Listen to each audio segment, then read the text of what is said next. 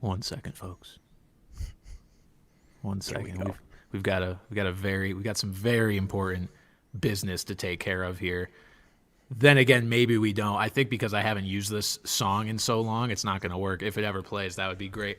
What's up, everybody? Welcome back to Off the Bench. I'm Brandon Carney, alongside Pat Gustafson. And if salute at the screen.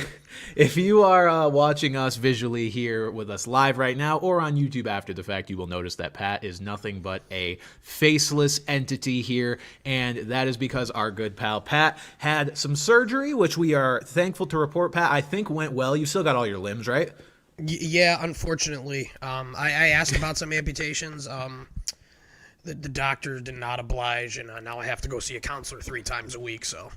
Yeah, Pat had to get a backiotomy real quick, but thankfully everything has gone well. Folks, what I tried to open the show with here was the same sad music that I used, I think, week 3, maybe 4? Whenever Nick Chubb got hurt. Yeah, it was when Nick Chubb got hurt, and we lost our fallen soldier, Nick Chubb, and, had to play some somber music to give him, his flowers and just represent the loss that we had. And we had a similar caliber loss this past week.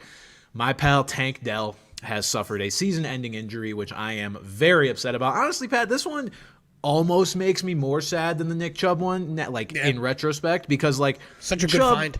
Yeah, it's Chubb, yes, losing my first-round pick sucks, but I was able to clearly bounce back very well from that, figure it out from there. Tank Dell felt like the guy that it was he was going to be the savvy pickup that turns into just a superstar for no reason and potentially leads me to a fantasy title. And to lose him right before the fantasy playoffs, it just sucks ass. But Pat, I know you had Tank Dell on a few teams as well. Just such an electric player, so much fun to watch, even just outside of fantasy. This one stings. But we also had another loss, Pat, just for you personally. Do you want to share what that was? Because I know we left our viewers and listeners hanging in the balance here last week about your playoff hopes. Yes, we did. So basically what I needed to happen this past week was I needed to win. There was actually a scenario where I could have gotten in had I lost, but I needed to win, and I needed specific teams to win or lose because I didn't really have the tiebreaker over anyone individually. It only would have happened in, 3-way ties with tiebreakers. I did win. I did score 129 non-PPR points. However, I did not make the playoffs at 8-5. I am now one of 2. I'm tied now for the best record of a team that has missed the playoffs in our league. Mm-hmm. And the funny thing is I'm not nearly as crushed as you'd think I would be in this situation because, first of all, I accepted defeat early Sunday. Sure. Early Sunday, it was clear that the matchups that I needed to fall a certain way weren't going to. So I wasn't holding out hope going into Sunday night or Monday night or whatever. And I drafted a good team. I made solid decisions. I didn't have a loss that was due to making one bad decision. So I can't, no what ifs here in this situation. And I got blown out in all my losses. So, I was texting our buddy Steve, and apparently a regular listener. Steve, if you're out there, thanks for listening. And I, he made the playoffs, and I have no shame telling Bran this. I told him I hope he wins. And I'm crushed. And he said, and he was saying that, yeah, he's it feels good to be in. He goes, but your team deserves to be in too. And I said, well, it does, but it also doesn't, Mm-hmm. There were, had I deserved to be in, I probably would be in. But it was a lot of fun. That's the way I see it.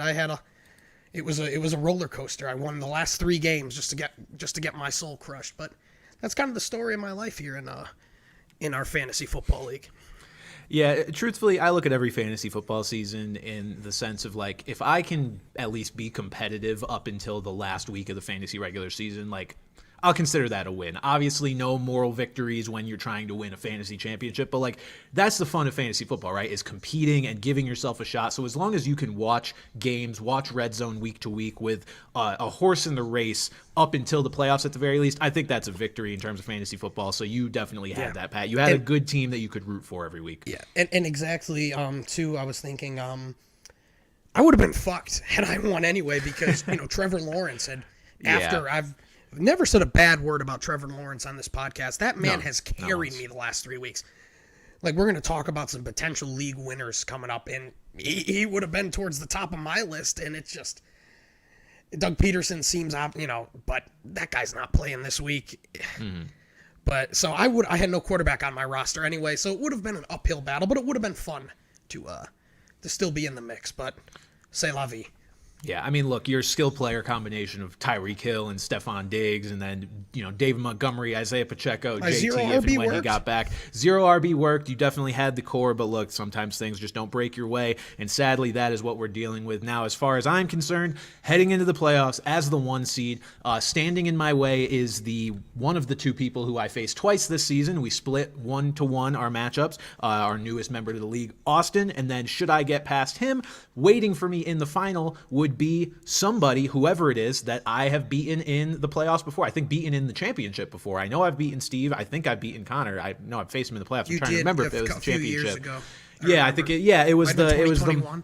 The McKissick Miracle was when I beat Connor in the final. So it would be a rematch if I could get there. But look, Austin's team I've long considered him maybe the most well-rounded team in our league most of the season, just between Travis Etienne, Kyron Williams, just loaded. James Conner's had his huge weeks as well. James Conner, yes, luckily he's on bye this week. I'm very thankful for that. He's got Travis Kelce, and then his receivers.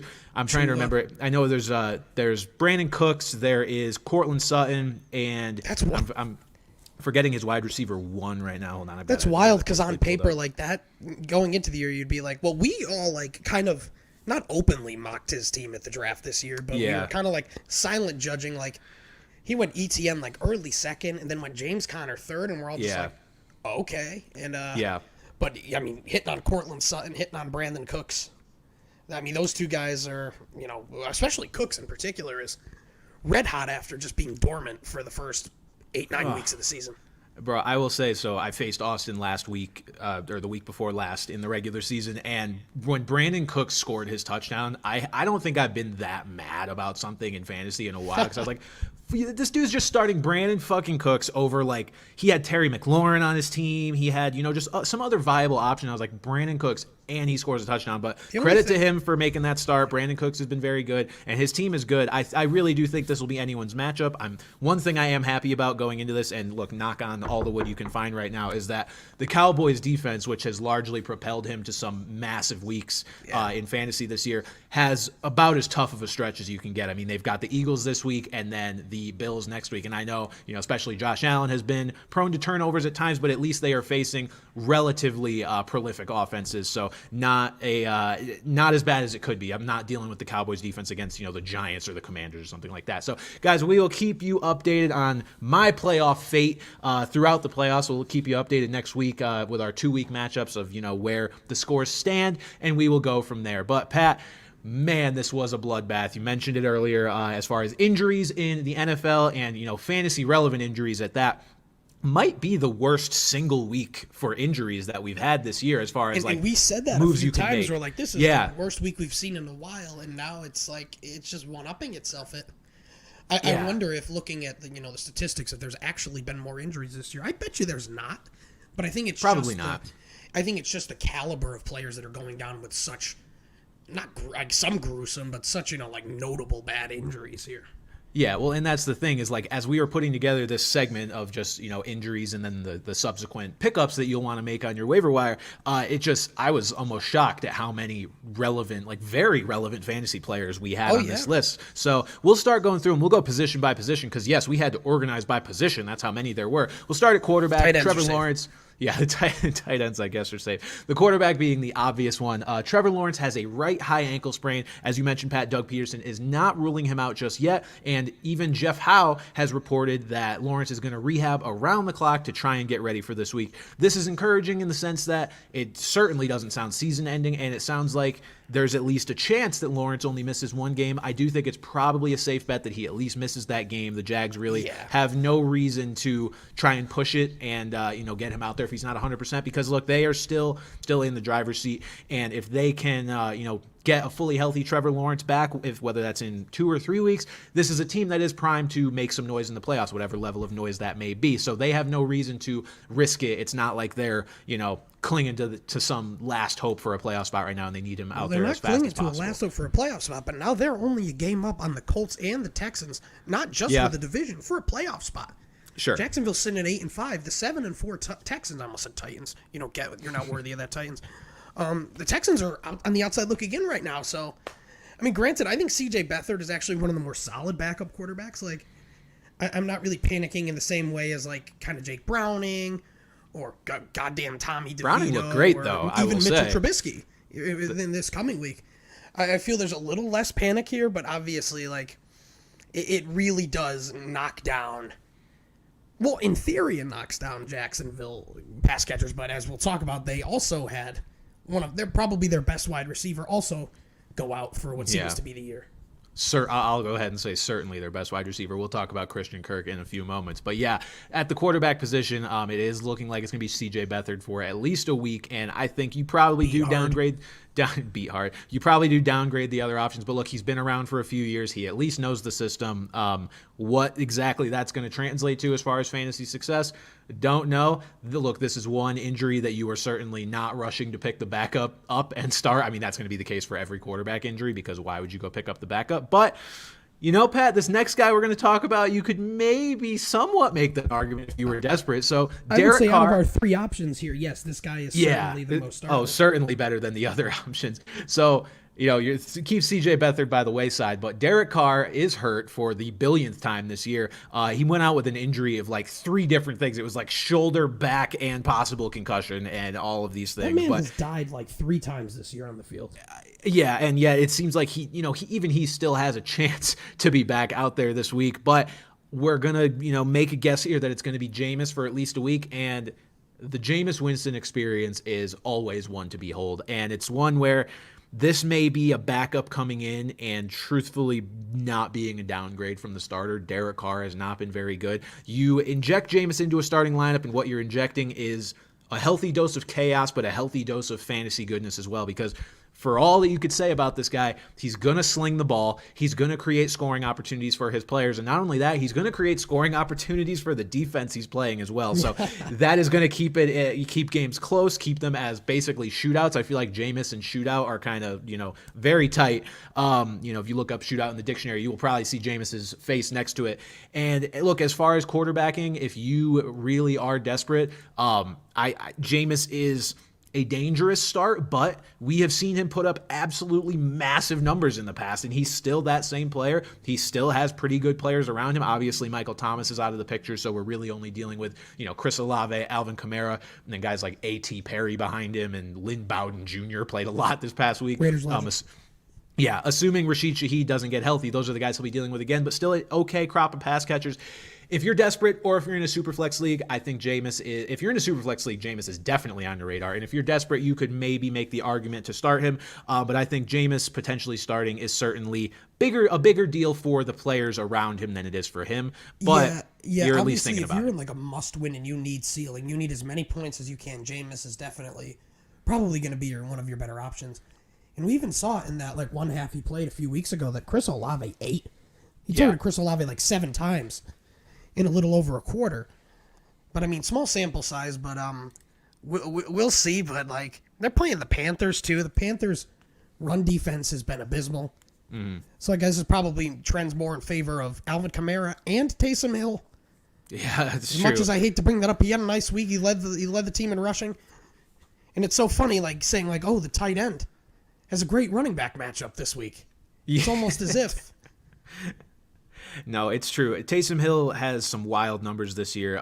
There was actually a stat that he has, I believe, averaged more points per game than Travis Kelce over the last, since week 8. Taysom Hill has averaged 4.2 more fantasy points per game than Travis Kelce. So says a lot about the Chiefs situation, but also says a lot about Taysom Hill, who, look, again, has just been a guy that if you've left him in your lineup for a lot of the year, you probably are not unhappy with what you've been getting, because the Saints are just kind of not desperate for offense, but with Derek Carr at the helm, they're always trying to, do different things and insert guys as best they can. Taysom Hill's going to be part of that offense, and he'll still be part of it if Jameis is out there as well. It's just kind of how they've run their team this season and last season, and basically since Taysom got to New Orleans, regardless of who their coach has been. So, yes, Taysom will be involved. Jameis is a desperation play at quarterback. Pat, somebody who is not a desperation play at quarterback is Mitchell Trubisky, who is likely going to be leading the way for the Steelers this week against the New England Patriots. So Kenny Pickett is undergoing ankle surgery, not going on IR, but he is at least going to miss this week versus the Patriots and probably next week versus the Colts as well. Then we'll see where he's at. But Mitch Trubisky coming in, it's a downgrade for the Steelers receivers and all their players overall, obviously. What I could give you, if I could give you any advice, and, this game is going to come up in the rest of this podcast as well, is if you can avoid this Steelers versus Patriots game, just do it. Like, don't have any investment in this fucking game if you could help it. Because, look, the Patriots just lost 6-0 to the Los Angeles Chargers. The Patriots are just a vacuum, for a black hole for fantasy production. Much like the Broncos last year, like a completely inept offense, but a pretty somehow good defense to match it. So it's just creating these wildly low point totals. If you're starting anybody from this game, it should be the Steelers defense, because they are going to be probably feasting on Bailey Zappi. If you want to get cute and start the Patriots defense, I don't think that's a terrible start either. But those are the only things you should really be considering. This matchup was already going to be gross with Kenny Pickett leading the way. It's going to be extra gross now that we are headed for Thursday night, Trubisky versus Zappi. Pat, do you have your popcorn ready? Because this is going to be a hell of a show. There may not be a single viewer of that game.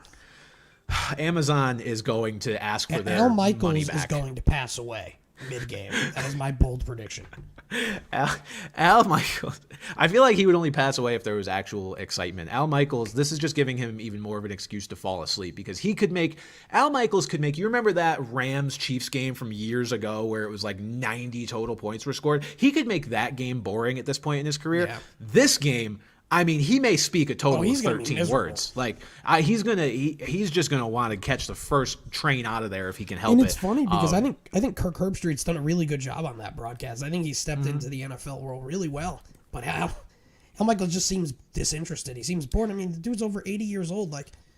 There's no shame in hanging up. This dude's a legend. This dude called the fucking Miracle on Ice. Yeah. There's no shame in hanging it up, my guy. Yeah, he is absolutely a legend, but he has certainly lost the fastball. It's probably that this game is not going to help his excitement for the game if it is slowly waning as it sounds like it is on a week-to-week basis. Pat, we'll move on to the running backs as far as our little injury report is concerned, and we are staying with the Patriots-Steelers game. Sorry to say, Ramondre Stevenson has a high ankle sprain. He is set to miss a few weeks, and it is bringing up, plenty of valid questions. Is he even going to play again this year? There is a chance he is shut down, which brings into play our old pal Ezekiel Elliott, which you have rightfully noted. You've rightfully noted. In this economy, we're talking about Ezekiel Elliott. Yeah, we sure are. Look, this offense is terrible, but Zeke is going to be plenty involved. The next backs behind him are Ty Montgomery and Jermichael Hasty, who's probably going to be active this week. Is he still there?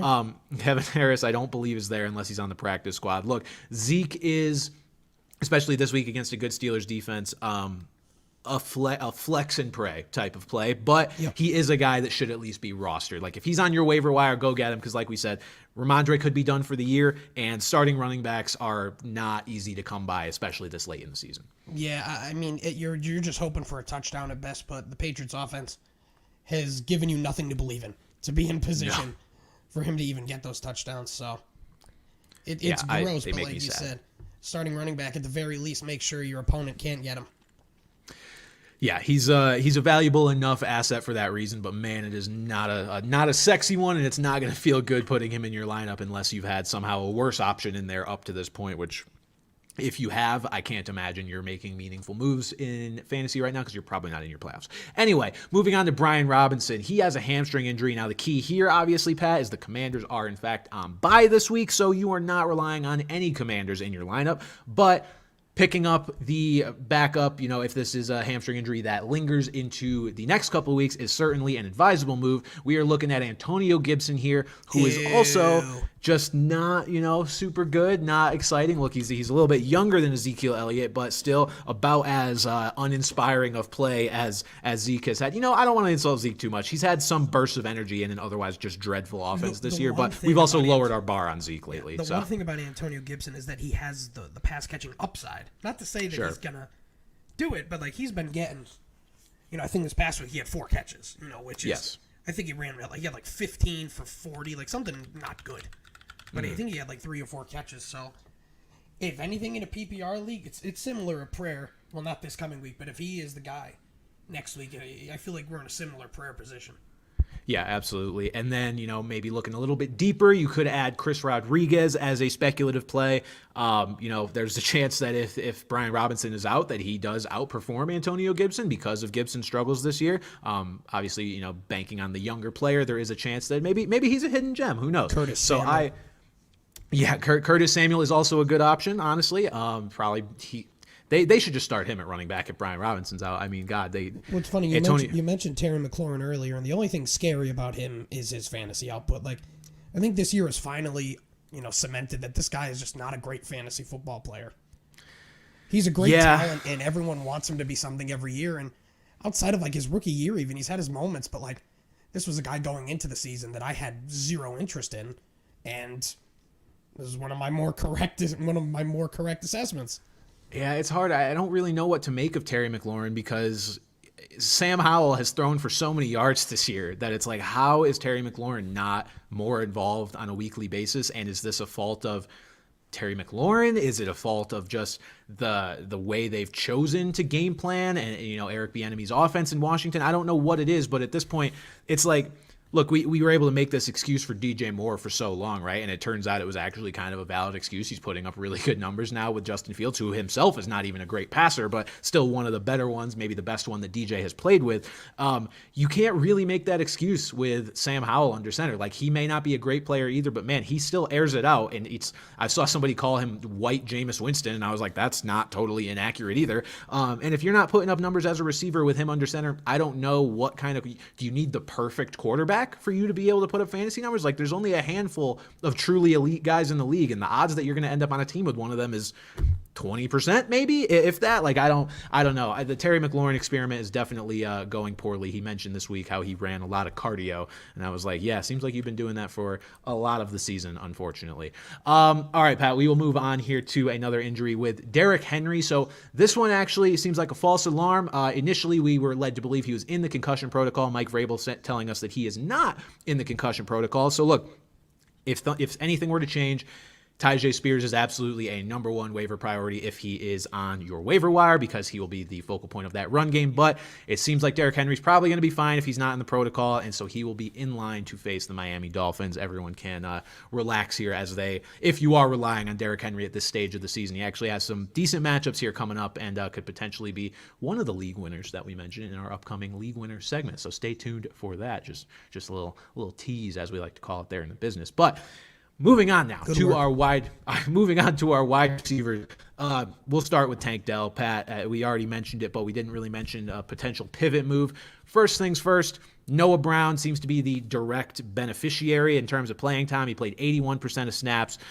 Tank Dell going out pretty early in that game gave us a good look of what the potential playing time might look like going forward. And it looks like, Nico Collins is going to be the number one, right? Then you've got Noah Brown. And then after that, it's going to be some combination of Robert Woods, John Mechie, whoever the fuck else you want to throw in there. Jordan, who's Brevin Jordan, tight end at this point.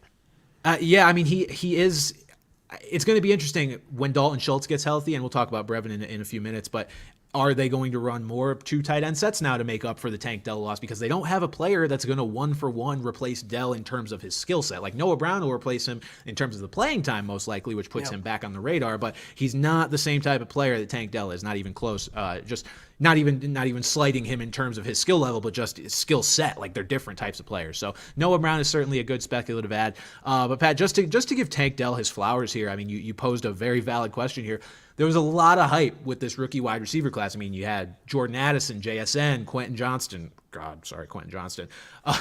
Zay Flowers, and Tank Dell may have very well emerged as the best one of the bunch. It sucks to see him go down like this. Has been the best one this year.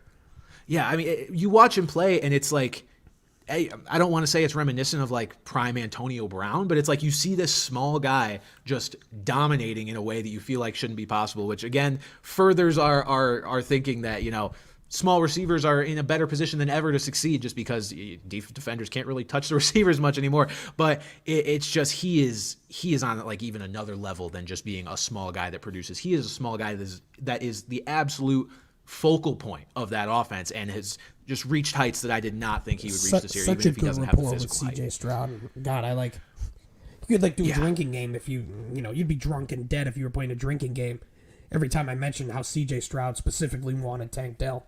Yeah. And it showed.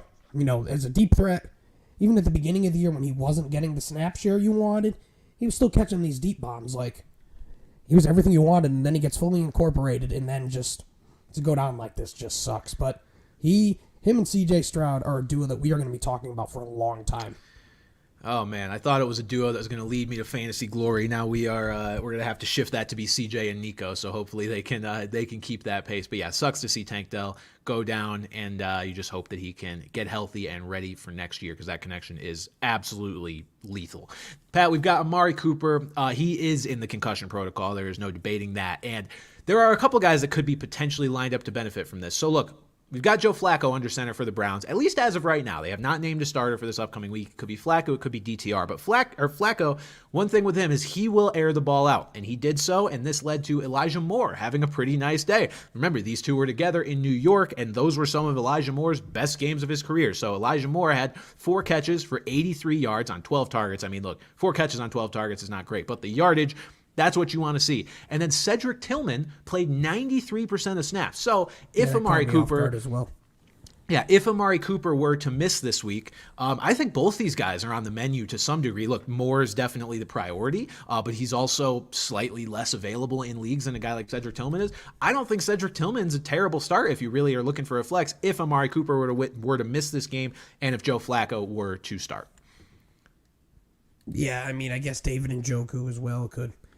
You know, he another guy that's just not lived up to expectation. Obviously, he had that horrible injury. But yeah, if I've got to start a Cleveland, almost any Cleveland player, I'd probably say Elijah Moore.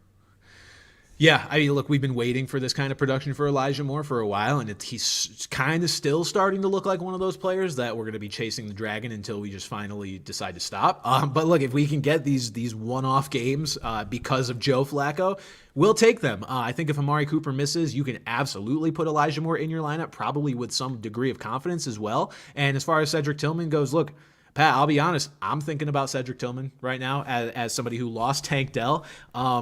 I'm not necessarily thrilled about my next up option being Calvin Ridley on a CJ Beathard-led offense. I was already iffy about Calvin Ridley on a Trevor Lawrence-led offense. And so if those circumstances were to break where Flacco starts and Amari Cooper misses, I may take that dart throw on Cedric Tillman. He's a highly touted prospect coming out of, I believe it was Tennessee. Sorry, I'm not a huge college football guy, but I believe it was Tennessee.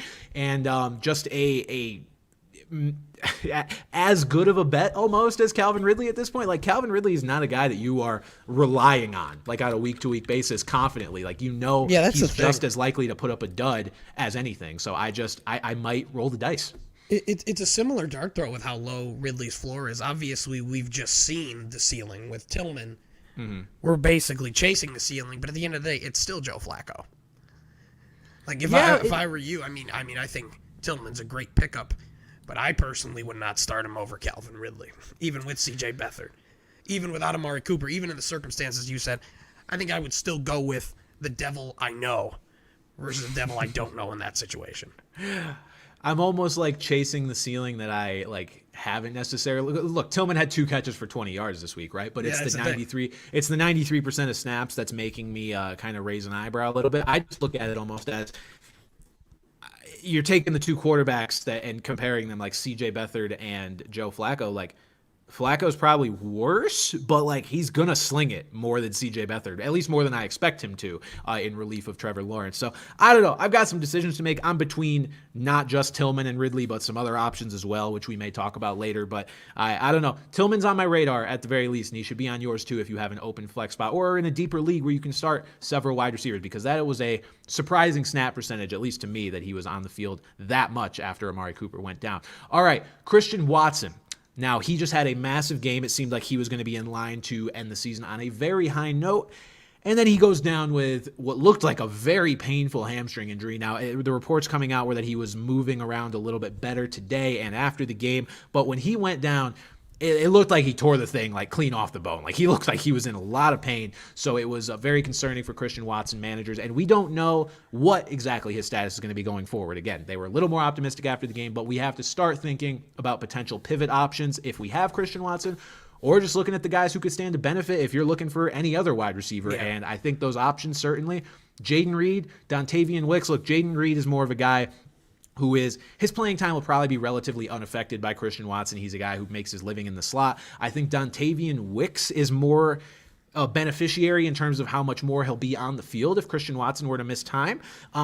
This is all just to get a piece of a suddenly lethal Packers passing attack led by Jordan Love, who has come on and looked, every bit of what Packers fans hoped he would be. It looks like that quarterback draft class that had him and, Herbert and Tua and Hurts and these guys that have been in the league for so long now. It looks like Jordan Love may actually be in line with that group, or at least not stick out like a completely sore thumb. So look, if you are going to continue to believe that this trajectory will go this way for Jordan Love, which I'm inclined to believe it will, there are going to be multiple pass catchers that he will make viable in fantasy football. One of them potentially being Dontavian Wicks. Obviously, Romeo Doubs is going to be the most confident player that you can start from this passing game if Christian Watson goes down. Definitely the highest touchdown upside.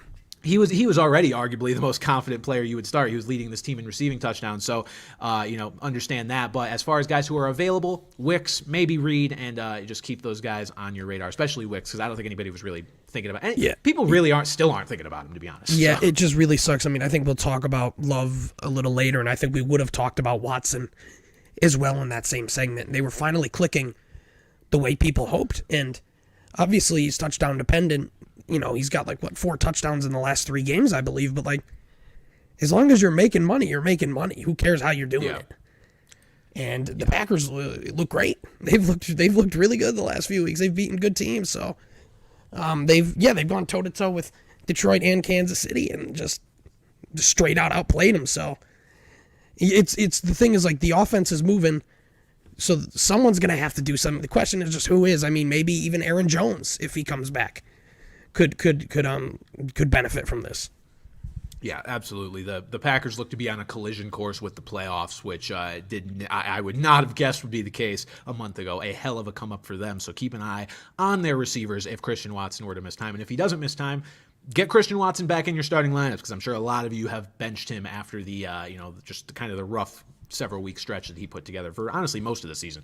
Pat, another Christian that got hurt, and this was in last night's game. Christian Kirk hurt himself very early in that game. Groin injury. His first catch? So actually, I had it initially. Wasn't it? I think it was. It was the first play that they ran at the very least. Or at least the Jaguars, yes. Yeah, so I have it marked as groin injury. It sure looked like he just ripped his balls in half, to be honest. But he is undergoing core muscle surgery. Seems like his season is probably over. Outside chance for an AFC title game or Super Bowl return, but out for our purposes, certainly, for fantasy football. And he also went down early, got a good look at what the snaps might look like. Obviously, they have a week now to adjust for his loss, and maybe they'll come at this in a different way. But this was how it played out after he left the game. Zay Jones played 93% of the snaps, Calvin Ridley 86%, Parker Washington played 59%, and then Tim Jones played 25%. So that's how the playing time lines up. Look, these guys are going to, at least for now, be playing with CJ Beathard probably for a week or so. But considering Trevor Lawrence's injury is not as major as we thought, you got to think about what this offense could be when he's back under center, and which receivers will stand to benefit with Kirk out for the rest of the regular season. It's definitely Zay Jones. I mean, off the top. Yeah. Zay Jones has shown productivity in the past. I believe he led them in receiving last night as well. I know he was up over 70 yards. So he's going to be the main beneficiary. I'm sorry. Evan Ingram led them. But as far as receivers, which I was Zay about Jones to say, is on he's been rock solid. Yeah, Evan Ingram led them with 82 yards. Zay Jones tops among receivers with 78, and then Parker Washington with 61. Look, Parker Washington's an interesting player as well, but I think you start to get a little too far down the pecking order there. That starting Parker Washington would be the equivalent of like if you start Zay Jones while both Ridley and Kirk are healthy, so you're probably not going to do that. But if you want to pick up Zay Jones, I could absolutely see him being a viable, flex play. Or if he puts together one of his little hot streaks, which we've seen before, like he could put up wide receiver 2 production when Trevor's back. That wouldn't shock me in the least. I think Zay Jones, now knowing that Trevor's injury is not quite as severe as we thought, is somewhat of a priority at least if you're planning to, be in your playoffs for a little bit. If you've got the spot, go and get him. Yeah. And let's see, Pat, what else do we have? Well, I guess that'll do it for you guys. A lot of players that could potentially help you because of some injuries that we saw this past week. But there are some non-injury related pickups too. I know they're fewer and further between, but we try to dig for you guys and catch some guys who are just on the ascent, regardless of the players that are getting hurt around them. Number one, Pat, is Jonathan Mingo. I mean, I don't know if this is just because of the entire coaching staff getting wiped away, basically, but the new look and new, leadership Panthers are certainly focusing on Jonathan Mingo. He is playing the most snaps among wide receivers. Adam Thielen has effectively been turned to dust. Mingo had 10 targets this past week, and I understand if you don't want to invest in any Panthers because, God, that offense is still just abysmal. But if you're going to invest in any, and if you're honestly desperate for a flex, Jonathan Mingo, at least in PPR leagues, maybe is on the radar. I mean, Pat, it's another guy that I'm sort of thinking about instead of Calvin Ridley. Maybe this is just my vendetta against Calvin Ridley at this point. But Mingo's a guy. Look, here's my thing, right? Mingo, I think, may have a little more bankable volume in terms of receptions. It's just a matter of if they actually turn into yards. And dude could have 8 catches for 22 yards, and you're playing in a non-PPR league, and you're pissed. Yeah, I mean, let me pull up here really quick what Mingo did this week and the week before.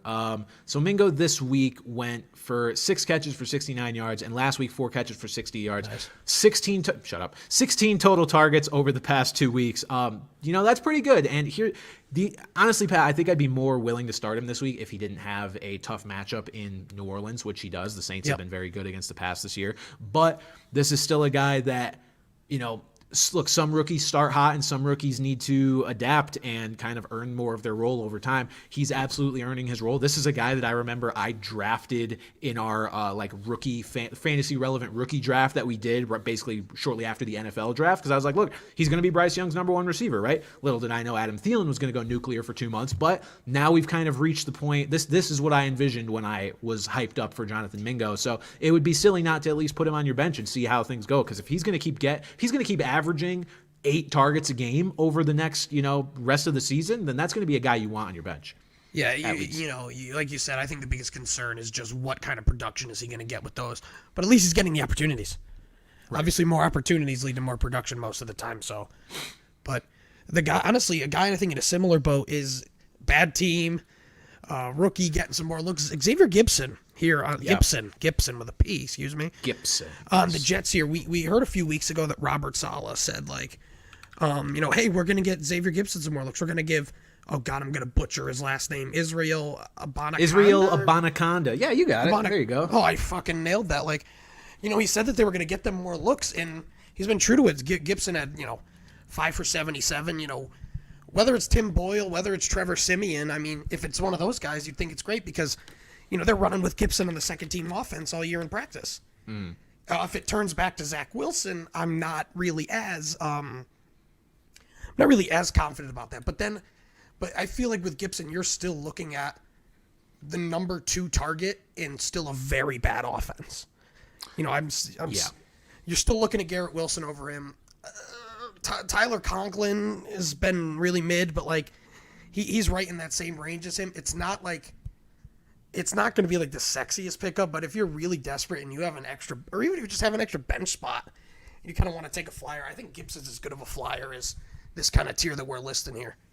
Yeah, I mean, 71% of snaps this past week, and just a guy who Pat, Xavier Gibson feels like, and this is purely a vibes comparison, all right, feels like Isaiah Hodgins from last year, where it's like he may keep putting up these good numbers and I keep ignoring him until I can't ignore him anymore. And it's like, I understand the Giants this time last year, they were pushing for a playoff spot. They ended up making the playoffs, obviously, so they were actually a decent team on top of it. But Gibson just feels like a guy, it could be, some kind of diamond in the rough going on here. Like it's a guy that I'm definitely interested in throwing on my bench and seeing what happens. And maybe I'll start him over Calvin Ridley. Who knows? But it's a consideration at the very least when these guys pop up out of Mike nowhere. Sims Walker over Calvin Ridley.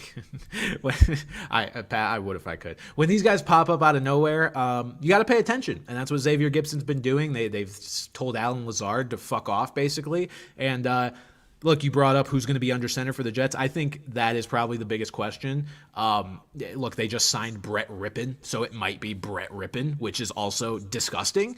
Let's maybe see how this quarterback situation plays out. But Xavier Gibson coming off of a 5-catch, 77-yard day, and he actually had a carry in that game as well, so maybe they're using him in different ways. Coming off that performance, it's worth seeing what he can do now. This was the most targets he had in any game, 6 targets. Prior to this, his previous season high was 3, so could be an ascending player. Definitely somebody I am going to keep my eye on. Pat, we mentioned this guy before, Brevin Jordan.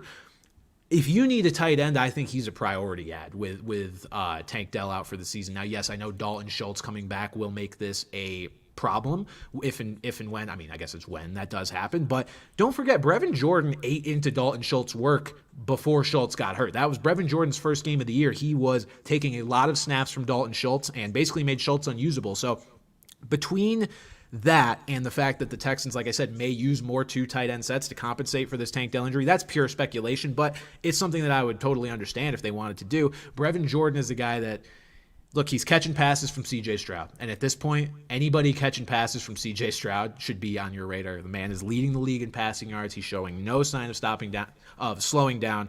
And his rest of season schedule is fairly favorable. So Brevin Jordan, if you're tight end needy, go get him. I would love to start him, but I have a good tight end. So I would love to complete more of the Texan stack, but I'm not. Just another potential tight end ad, I bring this up because it's going to hurt you and me probably, Dawson Knox. Mm-hmm. I don't know necessarily more so that his viability, but more so what that's going to do to Dalton Kincaid. Because, I feel like Kincaid is still going to get the target share that he's commanded with Knox out. But the question just becomes, the touchdown upside. Because that's all Dawson Knox does at this point in his career. Yeah. You talk because I need to go choke. Yeah, Pat is still recovering from his surgery there. Yeah. No, you're totally right about Dawson Knox. It makes me very worried as a Dalton Kincaid owner outside of PPR leagues. I think Dalton Kincaid is going to be just fine, but he is going to not score any touchdowns really once Knox come back. I'm worried unless it's like a big play that he breaks off, right? Because this is just that's what they're going to do with Dawson Knox. As much as we just want him to go away, he's not going to completely go away, and that makes me very sad. Pat, one more non-injury related pickup here is Chase Brown. So the Bengals did say during the week that they wanted to get Chase Brown more involved, the rookie running back from Syracuse on the Cincinnati Bengals. If those of you are unfamiliar, Syracuse, was it Syracuse or am I thinking of, I think it's Syracuse. Pardon me, 1 second. I always used to mix up Chase Brown with Jerome Ford a couple of years ago when they came into the league together. No, sorry. You know what? I said Syracuse. It is Illinois. I knew I was mixing it up with. You're just going with Tommy DeVito on him. You know what? I was thinking orange, and I was like, he wore orange in college, orange and blue. I actually think, Pat, that I've thought Chase Brown went to Syracuse this whole time until right now, and that this wasn't just like a slip because I've seen pictures of him in college. And it's always the orange and the blue, and I'm just like, as a UConn guy, it's me fucking hating Syracuse is always top of mind. But no, Chase Brown, sorry, rookie from Illinois, definitely got more mixed in here. At the expense of Joe Mixon. You like that? You like, he's getting a little more mixed in at the expense of Joe. I'm going back to the hospital. I've put Pat back in the hospital bed with that joke. But Chase Brown's stat line, look, 9 carries for 61 yards. That's something that you got to look at because his previous season high, Pat, was 1 carry. So this is not a guy that you're going to confidently put in your lineup by any stretch of the imagination just yet, but it is a guy that has at least shown you something now. And if something were to happen to Joe Mixon, then who knows? And maybe it's a two-headed backfield, Pat. Maybe Jake Browning supports an offense strong enough that can support two running backs in fantasy football. What do we feel about that? But no, probably not. Either he way, had a rushing touchdown the other. he last night did. as well, didn't he? Jake Browning had a QB sneak rushing touchdown. One thing that I did find interesting about the Bengals snap counts, though, was I don't believe Chase Brown had a very high snap count despite the increase. But yeah, so Chase Brown still only played 15% of the snaps. I think he just touched the ball on basically all of them. He had 11 snaps that he played, and he had 9 carries. So Chase Brown, when he's on the field, he's probably getting the ball. That's my tip for you defensive coordinators out there that I know are listening to the pod. Just that's a little hint for you. Go send everybody at Chase Brown if he's on the field. But yeah, speculative fantasy ad, just definitely somebody that's interesting to kind of pop up here late in the season as another rookie that's just earning more playing time. Pat, those guys, calling them league winners would probably be a stretch, right? Like, these are speculative ads. But there are plenty of guys who are going to be league winners here down the stretch. Now, you can define league winner in a lot of different ways. I mentioned last week that it's kind of an overused term. But, Pat, I think we, for the sake of this segment and the sake of this draft that you and I are about to do, are defining it as basically just guys that we think are probably going to pop off or have a good chance to pop off here as we, come down the pipe here at the end of the fantasy season and in the fantasy playoffs. And I mean, like, I don't know about you, but, like, I'm not saying Christian McCaffrey. I'm not saying Tyreek Hill. Like, these are guys who are obviously on the radar, but, like, not quite on the radar. Like, thinking of some guy, like Tony Pollard, for example, was a league winner last year.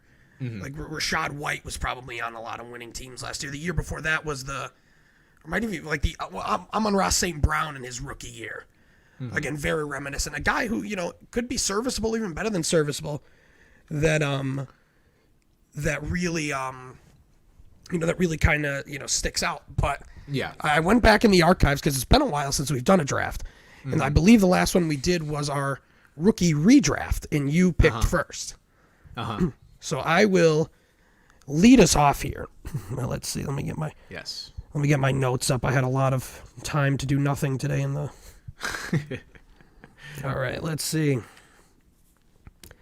Just want to make sure I don't sound like an idiot. I'm going to go with a guy that's very near and dear to my heart here. He has the 4th best strength of schedule at his position. I think the thing that people have been worrying about him all year is the volume. Is he going to get the volume? So my first pick in the league winner draft is Isaiah Pacheco.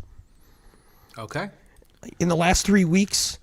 he's got 3 straight games with 15-plus touches. He's got 3 touchdowns, and he's also caught the ball. He's got 3 targets as well, plus targets in the last 3 games as well, obviously without Jerick McKinnon. But the good schedule, and, I feel like it's at the point where, like, I feel like even when McKinnon comes back, Pacheco will probably still get some more passing volume than he did prior to it, but, like, CEH is not a threat. Like, and this guy I love watching this guy play. Everyone says, he runs so angry and all this, but he has gotten better and better as the year has gone on. The dude just runs powerful. The dude runs angry and he's quick. Yeah. And I wish I made the playoffs because I was hoping that he could have been possibly the league winner to carry me to a championship.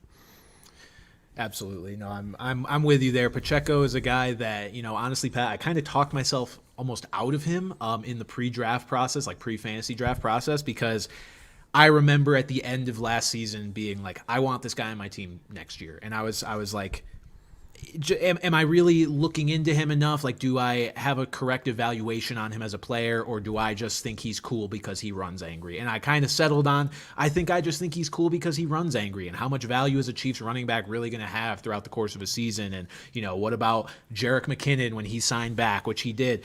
Turns out, look, Jerick McKinnon's not much of a factor, and the Chiefs receivers are worse than they've ever been. So they are leaning on Pacheco. Yeah, I think that's why they've been able to do what they've done with him. Yeah, but he's warranted it, though, too. It's not like... Oh, sure. The guy's earned it. And like I said, I really only picked him out of necessity. He was like the last full-time starting running back that like wasn't in some kind of a timeshare that was left. Yeah. So that was really the only reason why I picked him, and I'm damn glad I did. And I wish I had him in more leagues. I was in the playoffs. Yeah. Pat, if we're going off guys who are, primed to maybe pop off here over the last couple weeks of the season and lead you to a championship, I'm going with a guy who has just resurfaced in the fantasy community after several weeks of dormance. Dormance? dormancy? I don't know. He was dormant like a volcano. And it is somebody that we've talked about a lot on the show. I'm going with Devon Achane. He finally put together another very nice week. Look, his first game back, it did not result in anything after the injury, after coming off IR, but this week against the Commanders, he was back 17 carries for 73 yards and 2 rushing touchdowns. And I feel like this really only scratches the surface of what he's capable of. As soon as the Dolphins fully trust him, which it seems like they do with the 17 carries, they're going to unleash him. And I think there's more 100-yard games in his future. He's such an electric player. And on this Dolphins offense, it's like you have to pay attention to so many guys. Like, I remember watching a play this past weekend where Raheem Mostert scored a touchdown, and it was just, you watch the defense, you can feel them staring at Tyreek Hill, like worried about what he's doing because they're sending him in motion across the formation. And it's just easy money for Raheem Mostert to find the end zone. And I think, Achane's going to find those types of plays, and he's going to find plenty of plays that he just breaks wide open himself. I was a little worried for a spell that Devon Achane just might not be a huge factor for the rest of this season because, he got hurt and then got re-hurt. But it seems like we may get, full speed Devon Achane for as long as his body can handle it for the rest of this fantasy season. And if you've got him, you're feeling good about it. Yeah, that was probably going to be my next pick there. He looked, the fact that he's getting goal line carries with Raheem Mostert still in play. And I still think Raheem Mostert will be like a borderline playable guy in most situations. But yeah, I think Achane is going to run away with that backfield. This is tough here because, you want to be bold. You want to be kind of bold when you make some of these picks. Mm-hmm. And here's a guy we talked about, and I don't think it's the guy that you're going to expect from the team I'm going to say, but I'm going to go Noah Brown here. Okay. Before the injury, Noah Brown had 2 really good games. He had 6 for 153 and a touchdown and 7 for 172. Obviously, did not see, I don't believe he had a target. Or he didn't have a catch last week, I don't believe, in his return, but I don't think he was on the field very much. Mm-hmm. But without Tank Dell, because that's what it was. That was what allowed Tank Dell to emerge, was the fact that Noah Brown was hurt a little bit earlier in the year. And then once again, that's how Dell has really come into his own. I think without Dell there, I think Brown's going to be on the field for a lot of plays. And as much as we love Nico Collins, who I am still considering picking in this situation, so a lot of the times he does what he does on lower volume. I think Brown is going to be a little better in the volume department. And if he can also get some of those big plays that Dell was getting, then that's a bit more of a deep cut. And this is a guy that's probably available in a decent amount of leagues. Not ours, of course. Never available. That is someone you should start over Calvin Ridley for sure. I know. I wanted him to be available so bad so that I could start him over Calvin Ridley. But sadly, that is not the case. Yeah, I think that's a great pick. I was and still am considering picking Nico Collins here. But honestly, Pat, Nico Collins, I feel like, is going to continue doing a lot of the same stuff he's done all season. Nico Collins has quietly been having a really, really good season. People are going to look at what he did this week after Tank Dell went out and be like, oh, he's going to reach this new level. And he might. But Nico Collins had 191 receiving yards. I think all other Texans receivers combined had like less than 20. Like that just reasonably is not going to happen on a week-to-week basis. So I love Nico. This maybe raises his floor a little bit for the rest of the season, but I definitely think you're right in terms of Noah Brown being more of a league winner profiler type of player because Nico's been in your lineup, right? Like he's been that guy, and I don't think the production is going to change a crazy amount with Tank out. Noah Brown, though, his production is more or less dependent on whether one of Nico or Tank is out of the lineup. So I like that pick for sure. Pat, my next pick is going to be a guy that I'm not 100% sure that he's going to break out and be a league winner, but he's a guy that I can feel it sort of in my gut based on how things are going. I'm going to take another Kansas City Chief off the board here, and it's going to be Rashee Rice because I think the Chiefs, the longer we go through this season, the Chiefs are really struggling. They just lost to the Green Bay Packers. It's like they are going to realize that they have one good receiver on this football team, not counting Travis Kelce, obviously not a receiver. One good receiver on this football team, and it's Rashee Rice. Marquez Valdez-Scantling is bad. Justin Watson is bad. Mecole Hardman is not playing. Like, this is the only guy, and I think they're just going to keep working him in more and more. And they're getting to a point now with their record where it's like, look, they're probably not at risk of losing the division, although if the Broncos had managed to knock off the Texans, we might be having a different conversation. They'd only be a game out of first place, but they're not at risk of losing the division, but they are certainly at risk of not getting the number 1 seed, which I'm sure that they would love to have. So there's a certain point that's going to come where they need to stop dicking around. And I think this is a smart franchise. They need to understand who their best players are and give them the ball more. And I just think that's going to benefit Rashee Rice as we get down the stretch here. Yeah, we tend to see Andy redo that. He did that a little bit with Sky Moore towards the end of the year last year. Turns out he's just kind of ass. But it seems like Rashee Rice So ass, I didn't even mention him as I was mentioning all the receivers. Has far more of a profile. Yeah, you didn't even mention. Yeah, you didn't mention forgot him about him amongst the bum fucks of that wide receiver room. Let's see. I like to, you know me, I like to spread out positions. I like to get one of each. I'll go here with a guy that I've talked up a lot on this. What are your favorite positions, Pat? You said you like to spread them out. Missionary typically. Okay. I actually just called my boy Jerome. He's on his way here to straighten me back out. So. Oh God. Okay, continue. So let's go here with Trey McBride, a guy who's really come on strong lately, especially in Kyler. And it has coincided perfectly with Kyler Murray. 7+ targets in all 4 games with him. He's catching touchdowns. Hollywood is still seeing a decent amount of targets. Like Greg Dortch is kind of emerged too. But not only is he the most, I feel like the most valuable guy, but he is producing. Not only is he getting the volume, he is the most productive pass catcher in that whole offense.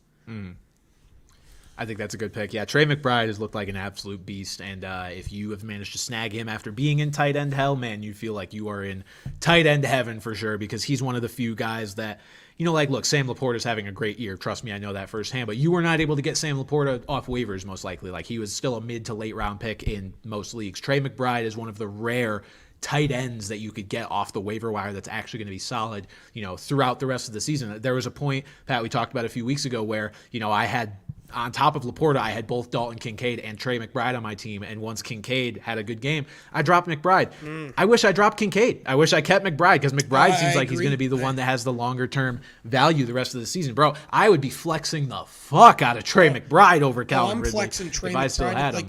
It's genuinely gotten to the point where, in my dynasty, I have Trey McBride in a dynasty league, which is great. I have considered starting him over Travis Kelce. I haven't put any serious thought, actually ever come close to doing it, but it's like a thought you're having. Yeah, I mean, it's not an invalid one. We saw how Zach Ertz was getting peppered those first couple weeks. Obviously, different quarterback, but still same system.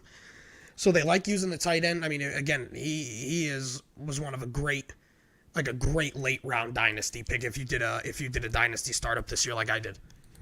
Absolutely. Pat, with my next pick, look, we're obviously avoiding the Christian McCaffreys and the Tyreek Hills of the world because you're aware that they can put up big numbers. They've been doing it all year. But for another league winner that has been, kind of spotty in terms of putting up big numbers, but I think is set for a relatively nuclear end of the season, this is the first guy I'm going to draft that I actually have, and it is Bijan Robinson. It is the entire reason I traded for Bijan Robinson is because of this end of season schedule. And now, not only does he have this end of season schedule, he seems to be maintaining that sort of increased workload that we saw when we were like, look, Arthur Smith needs to learn how to use his best players, and he finally decided to.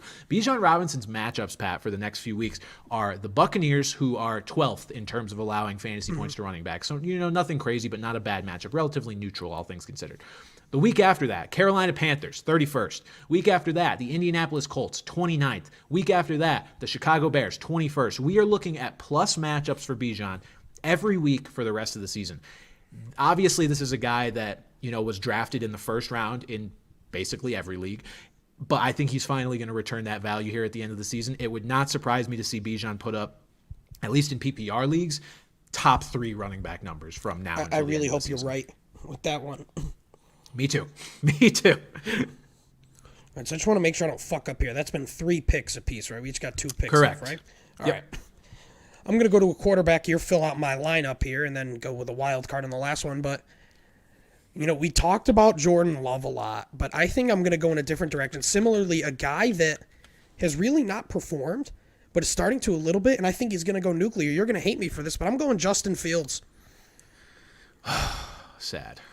Depression. He has the 5th best strength of schedule, according to Fantasy Pros, by the way. I got this strength of schedule emails, Jesus Christ, info from Fantasy Pros there. And Justin Fields, the biggest thing I've liked since he's come back is the way he's run the ball.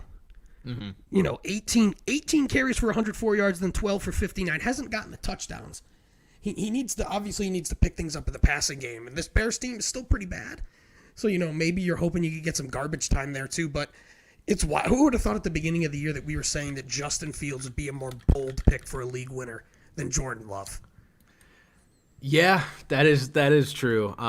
Look, I'm not upset with you. Look, I obviously traded away Justin Fields, but CJ Stroud has just been an absolute rock for me. So totally fine. Even though CJ doesn't have Tank Dell, which like the Tank Dell thing bums me out for not just losing Tank, but losing such a great weapon that elevates CJ to put up some of these 30-point games. Hopefully he'll be all right even without him. But yeah, Justin Fields certainly could be primed for a solid end of the season.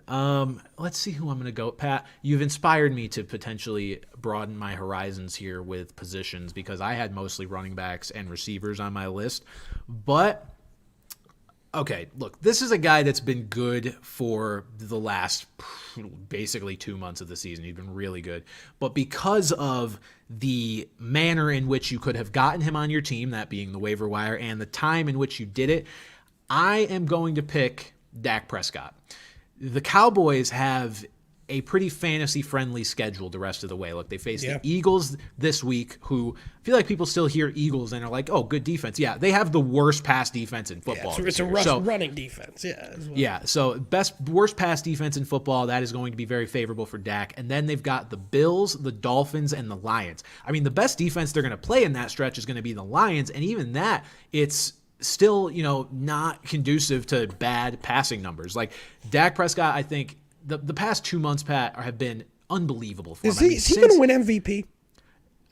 If the season ended today, Dak Prescott would get my vote for MVP. And there's like 3 guys I've got in my mind. What a bizarre MVP year. I still concede that if Tyreek Hill gets to 2,000 yards, he should win MVP. He should. But yeah. if that does not happen, we're basically going off of the quarterbacks. I think it's Dak Prescott, and he's actually a guy I didn't really think of because like MVP frontrunner, but you're right because he was drafted as I think QB 11, QB 12, like a low end guy, in a 1 QB league, and they have just been fantastic, and that was why my pal Tony Pollard was on my list. I'm not going to draft him, but similarly for that reason, that offense has just been so good and provided so many scoring opportunities.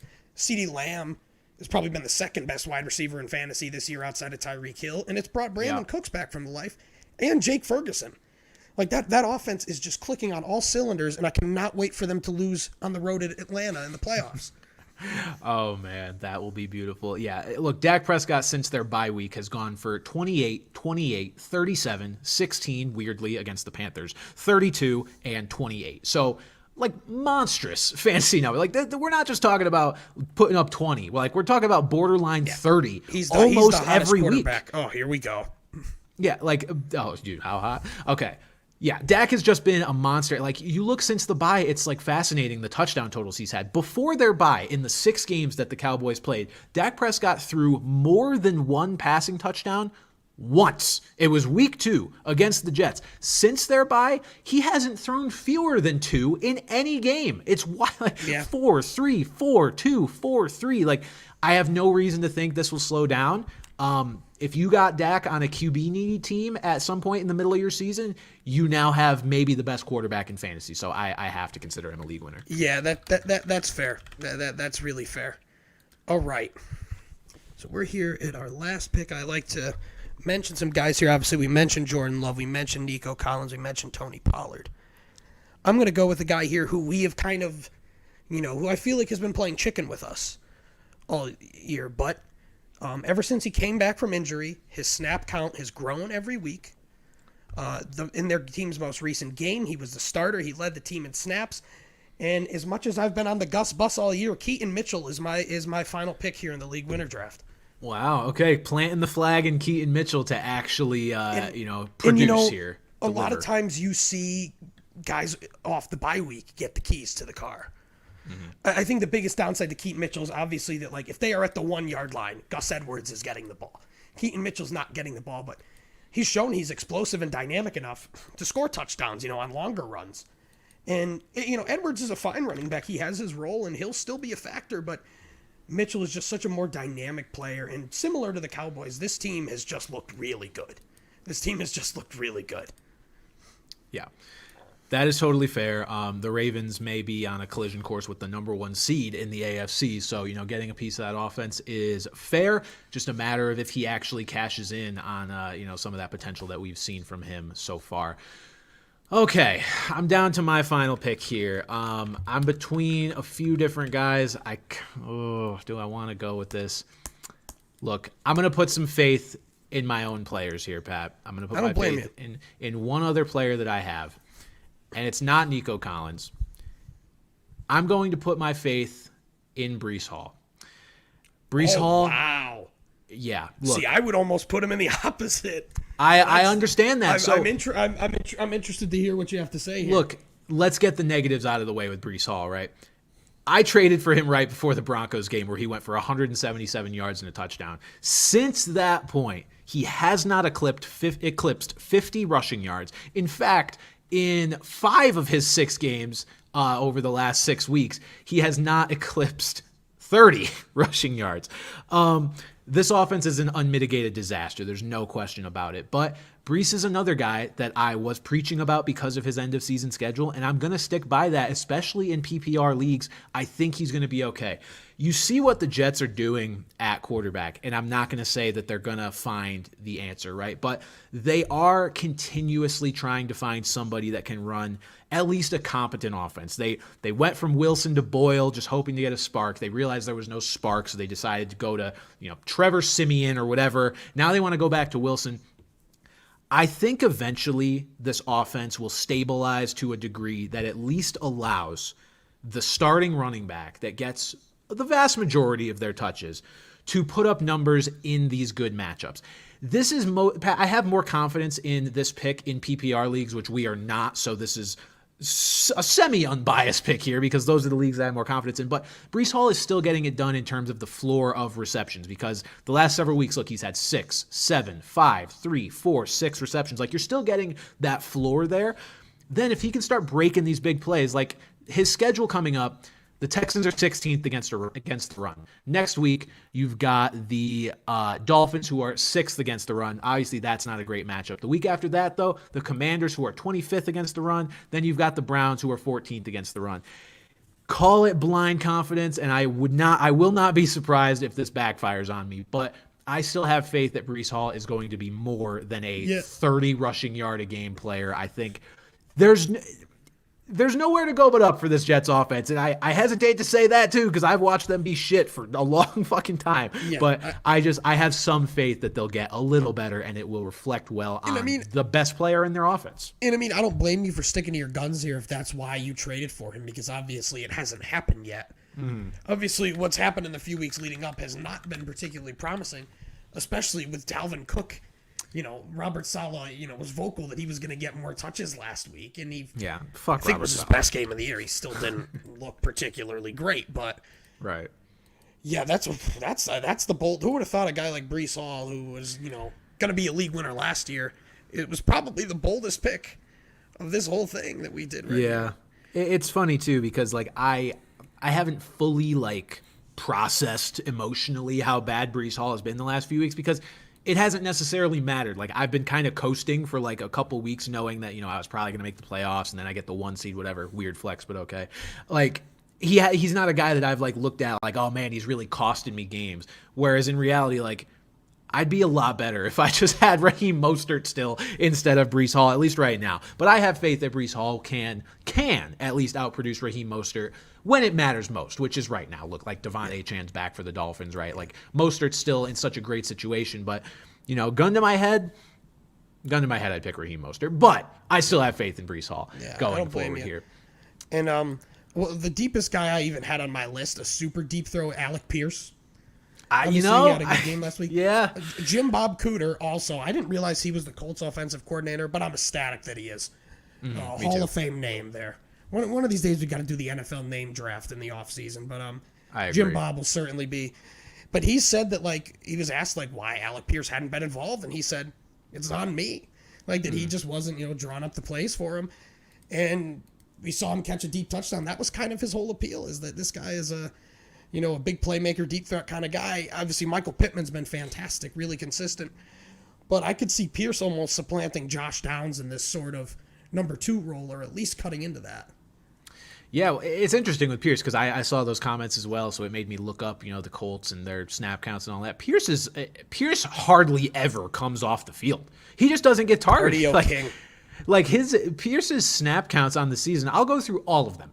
92, 100, these are percentage. 92, 100, 96, 91, 98, 74, maybe he got hurt, don't remember. 100, 94, 100, 96, 95, 99. This guy's on the field for all but a handful of snaps every single week, and yet this is basically the first time we've heard his name all season. So, Pat, this is another guy that I was thinking about starting over Calvin Ridley, but I don't think I have the sack to do that, although he might be, the highest ceiling guy that I don't think he's got the volume there.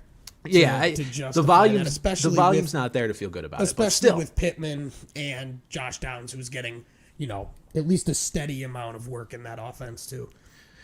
Yeah, I mean, I saw basically, I think, every catch from Alec Pierce this week because they were just both deep bombs, so they showed them both on red zone. I guess he had 3 catches, sorry. So there was one other one that is unaccounted for. But they are not plays that you can bank on. But if he's going to get some of this involvement the rest of the way, then great. I mean, 6 targets in back-to-back weeks is more consistency from an involvement standpoint than we've seen from him all season. So, yeah, Pierce is a guy to keep on your radar. I think it would have been a little juicy for a league winners draft. I think that might have been getting ahead of ourselves there, but I think that is a fair player to at least, you had your eye on him. I respect that.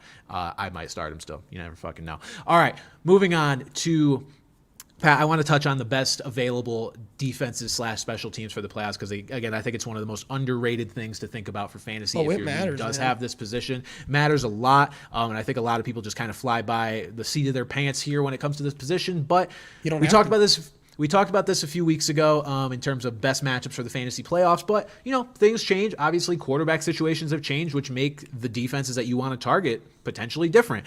The defenses I've identified here are the ones that are relatively likely or at least possible to be available in your league. I originally had the Steelers on here, but they're owned in virtually every league yet. But their upcoming schedule is great. If you have the Steelers, you're starting them. Forget about it.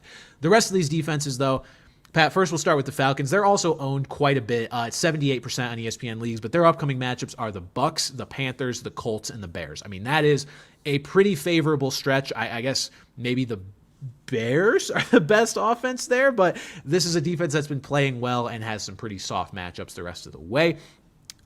Sticking in the NFC South here, you've got the Saints. They're 58% owned. They will face the Panthers, the Giants, the Rams, and the Bucks. Then you've got the Vikings at 29% owned. They will face the Raiders, the Bengals, the Lions, and the Packers. So look, whoa. This is more of a next 2 weeks sort of start. Sorry, Pat. Your Raiders are certainly the worst team among that bunch, but you could potentially get through your first 2 weeks in the playoffs by starting the Vikings against the Raiders and the Jake Browning Bengals. Look, Browning looked great, but I'm not banking on Browning to keep looking like this the rest of the way. Obviously, I'm going with these other defenses before them, but if this is your best option, it's not a bad one. And with the Raiders at the end of the day, while they haven't been terrible, they've been pretty competitive. It is not in part due to their offense. It is because of their defense. So they do not score a lot of points. No, starting the defense that's facing Aiden O'Connell is not a bad idea. The Indianapolis Colts defense will face the Jake Browning Bengals, then the Steelers, which will either be Trubisky or Pickett, either way. Then the Falcons and the Raiders, just a bunch of offenses that you don't really fear. The Packers, this is an interesting one, 25% owned. They will face the Tommy DeVito Giants, then the Bucks, then the Panthers, then the Vikings. Maybe the most vulnerable group of quarterbacks I've mentioned here. I guess the Saints will face, the Panthers, and then will it be DeVito by that point with the Giants? I don't know. They've committed to starting DeVito this week, which is what made me a little more confident in the Packers. But Tyrod Taylor is practicing again, and if he gets the nod, he's not a very good quarterback either, but I think he might provide a slightly less fantasy-friendly opposition than DeVito. Either way, I guess you could start him, but it makes me feel better knowing that they're facing the Italian stallion Tommy DeVito here. Sorry, Tommy. Maybe your mom can make you dinner. You'll feel better about it. Yeah, but I think the biggest team out of that you said there is the Saints, because that was the whole appeal of them the whole season. Yeah. Was draft the Saints defense because they have such a soft schedule, and they haven't been fantastic. But I've had them in a league where I have held 2 defenses on many weeks this year. I've picked up another defense and hung on to the Saints just for this. Yeah. So you feel like this is the moment you've been waiting for here. And they better come through. But also, obviously, the Falcons are justifiably owned in a lot of leagues here because not terrible offenses, but a bit turnover. They could be turnover prone. Yeah, absolutely. And then one more bonus defense, which is barely owned in any leagues, but is still a very good matchup, at least this week. But honestly, has some soft ones the rest of the way, too. The Houston Texans. I have way too much invested in the Texans already, but their matchups of the upcoming weeks are the New York Jets with quarterback TBD. Who the fuck knows? The Tennessee Titans, the Cleveland Browns, and the Tennessee Titans again. A bunch of questionable quarterbacks in there. Look, could I see one of those Titans games turning into a shootout? Sure, but I still don't mind, deploying the defense that's facing Will Levis or deploying the defense that's going to face Joe Flacco or Dorian Thompson-Robinson against the Browns. That's a pretty good matchup. At the very least, you could pick them up and start maybe one of the best defensive plays of the week this week against the Jets. Texans definitely an option as far as streamers go. Pat, we'll check in on our playoff projections again next week. We mentioned it last week about what we thought would happen in the AFC and the NFC once playoffs actually roll around, but there's been some changes for sure, but I think we'll push that one off until next week and let you guys know. We got some good viewer questions here. Yeah, we'll let you guys know how we expect the NFL playoffs to play out after another week of football, and we'll kind of absorb what's going to happen this week. We do have some good viewer questions, which is why we want to get to them. First question, though, Pat, was one posed by you because it is a valid one and one that I'm sure some people are wondering about. So question. Oh, go ahead. I am shocked at some of the discourse I've seen on Twitter about this. I'm surprised that so many people disagree with my stance. Mm-hmm. And the question is, should non-playoff teams, like not eliminated, like the playoffs have started. Yes. Should those teams be able to make waiver claims? And I am almost emphatic no. Agreed. The biggest thing I hear in the contrast is like, oh, I paid to play for, the whole season. It's like, yeah, your whole season was 13 weeks or 14 weeks and you missed the playoffs. Your season is over. Mm-hmm. So, like, you could say that, like, you paid for the whole thing, but you got what you paid for and you didn't make the playoffs. The only time ever I think it's acceptable is if there are prize or punishment implications, but those are things that should never be based on the consolation games, in my opinion. If you're going to punish the loser, that's the regular season loser. But, yeah, don't do it. I'm just so surprised that people, like, why anyone would even want to do it. It's like, and I'm also of this thing, don't drop anybody. Like, yeah, I don't think you should drop anybody. Like, I hung on to the Lions defense in case I made the playoffs. And I'm not dropping them because I don't want to have any hand in how these playoff matchups go. And that's the way I think eliminated teams should go by. Regular season, if you're eliminated, go nuts. Keep playing the way you're going to play. Yeah, you're the spoiler at that point. You're totally valid as a spoiler. I mean, that's the fun of it, if you have a bad team, that is. But, yeah, no, I'm totally with you. Like, if you've established before the season that there is something to play for, whether it's, next year's draft position, I know some leagues do that, or if it's like, maybe there's some money in the consolation bracket, who knows, then you could have that argument. But honestly, guys, don't rule it out. Like, it's more fun to do it this way. Like, for the playoff teams, I look forward to, like, looking at the waiver order and being like, cool, I'm competing with only 3 other people now for waiver claims and trying to strategize that way. I think it's fun. It makes the playoffs even more competitive than they already are.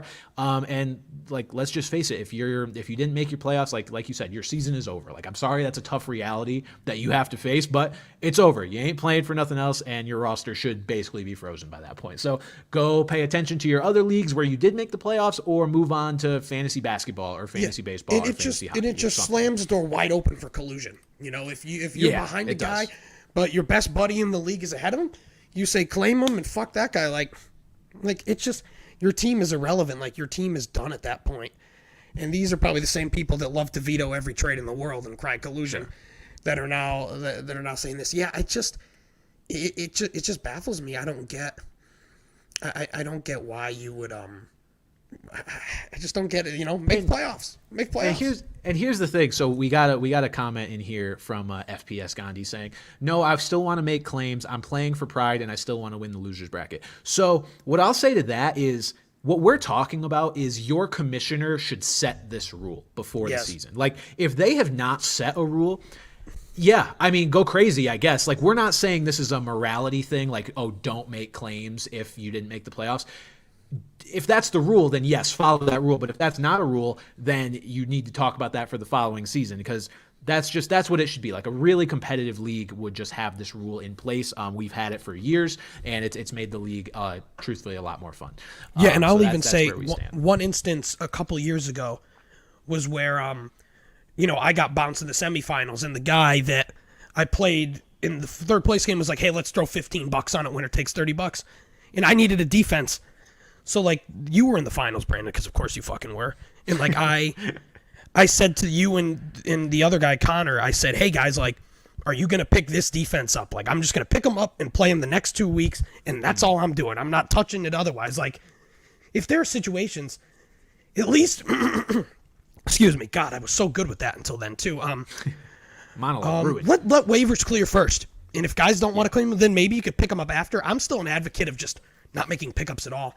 But at least let these playoff teams get the first crack at it. That's what I would say. That would be my answer. You can still play for pride, but... Totally agree. To each league their own, but that is a rule we both highly recommend. All right, our first actual viewer question is from a common viewer, commonly gives us questions. This is David Lambo. And David Lambo has asked... Parenting tips? ? We'll be watching the pod from labor and delivery tonight. LOL. Pat, I put this question in because it is hilariously absurd for a multitude of reasons. First of all, David, thank you for being such a diehard listener. It's going to be our youngest fan there. You are listening to this pod while your wife is giving birth. That's amazing. Secondly, and the more absurd part somehow of this, you're asking us for parenting advice? Whether you actually think or know that we were parents or not, we're not. I'm 26 and I live at home.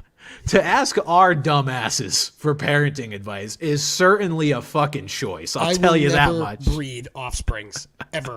I feel like that's like my favorite in the world. There should be no more me's anywhere. No more Pats. Look, we're trending the same way, truthfully. I will say, parenting David, advice, make them listen to the pod. That's all I got for you. I will say, David, congratulations. That's wonderful. Thank you for listening and watching. Thank you for watching right now if you're here. But yeah, that is hilarious. My other piece of advice is if you don't name your child Brandon or Pat, you're banned. We're blocking you from listening to the pod or following. First name Benchwarmer. First name, yes, Benchwarmer. It's gender neutral, so you could definitely go with Benchwarmer. I mean, Pat is as well, and I guess Brandon could be if you really wanted it. Brandy, Pat is more so. Pat's easier to swing, yeah. That was my grandmother's name, so yeah, it works like that. Oh, the more you know. All right, next question, actually football related. What's the outlook for Justin Jefferson coming back? Start over Pollard in flex. This question from Quebec What kind of Tim. league are you in, my guy? Yeah, well, that's true. How are you considering those? Although, Pat, to be fair, I'm in like a random ESPN 10-teamer that I use just to monitor PPR, like scoring, so I can do it for my videos. And Pollard is a guy that I do have the flexibility to bench just because I have a bunch of good running backs. So I honestly, I kind of get it if those were like two of his first three picks.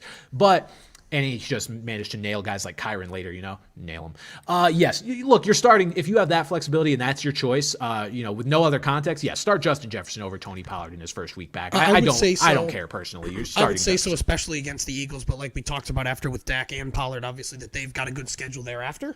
Yeah. I'm not sure who else you have on your team, but it's probably damn good. Still, it's probably still a damn good team if those are your flex decisions. I bet a lot of people are wishing that was their decision. Yeah, I mean, for reference, like there's a league, Pat, where I do have Tony, and he's on my bench in favor of McCaffrey, who was my first pick, and you could sub Caffrey for Jefferson in this scenario, I guess. Then I've got Devon Achane, Jahmyr Gibbs, like James Cook, Brian Robinson, Kyron Williams, and I haven't made trades in this league. I just drafted a bunch of good running backs, I guess. So if he's got a roster similarly constructed to that, then I can understand that. So, but yeah, based on my roster, I think I'm headed for the title in this meaningless league that I'm not even going to remember I ever played in. Start Justin Jefferson over Tony Pollard for sure. Next question. Is Jake Browning an actual fantasy asset now, even if just in Superflex? This question from Tippy Bite. In Superflex, I gotta say absolutely. Superflex, I think, of course. Yeah. In regular leagues, you'd have to be pretty desperate to go with Jake Browning. I mean, look, I know he just put up 26.6 points. Look, the 2 weeks before this, 11.98, and then I won't count the Ravens because he subbed in for Burrow midway through. But like the matchups are pretty good. Like he faces the Colts and then the Vikings.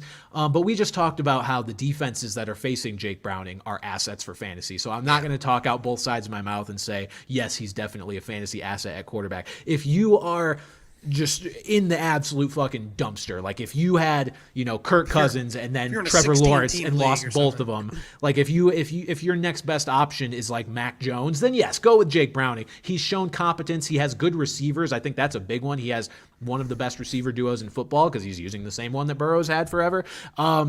He becomes viable in that sense, but just don't expect Browning to give you anything more than 12 to 15 on a regular basis. Yeah, like this 26 is a miracle. He's certainly creeping towards fantasy relevance, and he looked great last night. Like there was a start of the game, I'm like, has this guy missed yet? And he hadn't to that point. He hadn't thrown an incompletion yet to that point there. I thought that.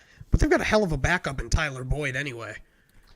Oh my God, the Tyler Boyd. That was one of the worst throws I've ever seen. I get he's not a quarterback, but like your guy that you wanted to throw it to fell down, so you just throw the laziest pass back to Joe Mixon, not even the guy you want to throw it to, and just directly at a Jaguar. I've never seen a pass more directly thrown to a defender, I think, in my life. That was worse than the Jacoby Myers thing, in my opinion. Obviously, the implications are different, but like sure. The decision, like the throw was so much worse.